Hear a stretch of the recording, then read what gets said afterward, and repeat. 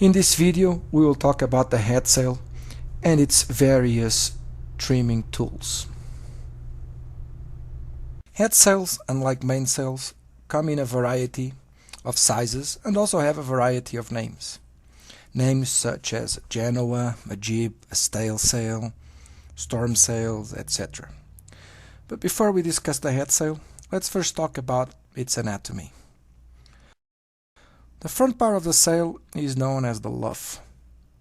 The lower part is known as the foot, and the rear part is the leech. The corners also have names. The top one is the head, the corner where it attaches to the bow is the tack, and in the rear, the corner where the Genoa sheets or the staysail sheets attach is known as the clew. Normally, HEADSAILs come in a variety of sizes, identified by numbers like 1, 2, 3, 4, and so on, or by a percentage. If identified by numbers, the larger the number, the smaller is the sail. Generally, a number 3 sail is what is considered a normal size sail or a neutral sail, because its clew just barely reaches the mast. The size of the HEADSAIL is normally dictated by how much the clew comes past the mast towards the rear. How do we calculate HEADSAIL size? It's very simple. In sailboats, the different distances, like the distance from the mast to the bow, the mast height, etc., are all identified by letters. For example, the distance from the mast to the bow is known as J. The distance from the bow to where the stay attaches at the mast is known as I, and so on. If we draw a line perpendicular at 90 degrees to the stay, passing through the clew, that distance is known as LP. By dividing LP by J and then multiply by 100, we will have a percentage. That is the percentage that the sail's clew goes past the mast towards the stern. A 100% sail will just barely reach the mast. A 120% will pass the mast by more or less 20%, and so on. For example, a boat with a J of 15 feet and an LP of 18 feet will have a 120% sail. Generally, the choice of HEADSAIL depends on the wind conditions and the boat. For example, a number 1 sail, normally a very large sail, around 150%, is normally used in light to moderate winds from 5 to 18 knots apparent.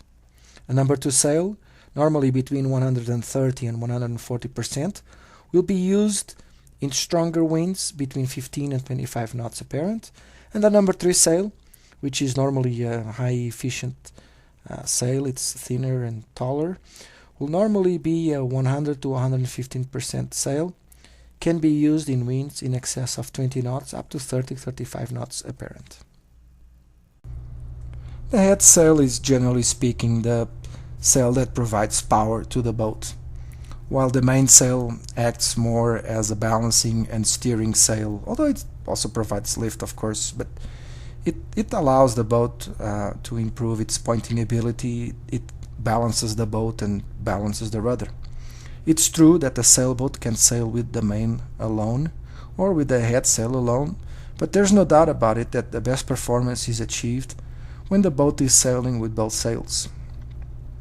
So what makes the HEADSAIL so important? First, the HEADSAILs are not hoisted along the mast, therefore the airflow penetration is much smoother when comparing to a mainsail that has a mast in front of it. This airflow smoothness provides a higher efficiency sail. The second reason is upwash, which is just a fancy name for nothing more than a change in the airflow that occurs in front of an object before the air hits it, which allows the sail to have an angle of incidence that is higher than expected. And third, the HEADSAIL benefits from the compression zone caused by the mainsail, which is another reason for it to be sheeted at a higher angle. Add to this the fact that it can be sheeted in locations that are further away from the center of the boat, and we have, of course, a higher efficiency sail. So, HEADSAIL shape and trim is normally dictated by 3 factors: sail curvature, camber location, and sail twist. To achieve all of these, we have at our disposal several tools. The first one, most important, are the sheets. Sheet tension is very important. The second tool is the HEADSAIL traveler position, if your boat has one, of course. Halyard tension is the third, and state tension is the fourth. So now let's look at all these four tools on their own. Please note, we will not be covering sail trim in this video. We'll be doing that in another video much later, but okay. The first, HEADSAIL sheet. The HEADSAIL sheet is the primary trimming tool on the HEADSAIL. What it does is it changes the angle of incidence of the sail by approaching or spreading the sail's clew from the boat's center line. It also allows changes in sail twist, angle of incidence, sail camber or curvature. Several items will be used when adjusting HEADSAIL, such as the telltales, leech position, experience, and so on. The second tool is the Genoa Traveler.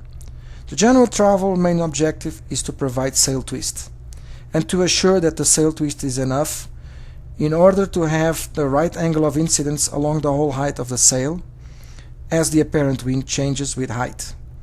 The neutral position or starting point for the location of the HEADSAIL Traveler is determined by an imaginary line that goes from half of the sail's luff length through the clew into the Traveler. Pushing the Traveler forward will pull the clew down and reduce twist. If you pull the Traveler backwards, it will release the vertical pull on the clew, allow it to raise, which will increase twist. The third tool is halyard tension. Basically what the halyard tension does is it moves the sail's draft after 4. It works in conjunction with the state tension, but we'll see that further ahead. So by tensioning the halyard, the camber increases and the draft moves forward. This provides a rounder air entrance, which will decrease close halt quality but make the boat easier to sail. Inversely, releasing halyard tension will narrow the angle of incidence, allowing the boat to point much better, but it will be much harder to sail. The number 4th tool is state tension. State tension controls the sail curvature or depth in the sail's midsection and upper sections. Releasing state tension will curve the sail to leeward, which provides a larger camber, whereas tensioning the stay will decrease camber. Just like with the halyard tension, a larger, wider angle of incidence will decrease pointing ability but make the boat more forgiving, while a narrow angle of incidence will allow better close haul performance but will be much harder to sail. Some boats do not have the ability to adjust state tension while sailing. Boats with masthead rig, well, they're lucky. State tension can be adjusted by adjusting the backstay. With fractional rigs, it is more complicated to achieve, but to some extent it can also be possible. Just a little note. Sometimes it's hard to understand the relationship between the state tension and halyard tension. But if you remember the following, your task at trimming will be much easier. State tension will modify sail depth and angle of incidence, whereas halyard tension will modify the bag location. Both, of course, affect each other, and that is the beauty of understanding HEADSAIL trim. Soon I'll be releasing a video that shows HEADSAIL and mainsail trim and the interaction between both. Please watch these videos carefully, as it will be important for you to understand what each item does and how it affects sail. That's it. Good luck.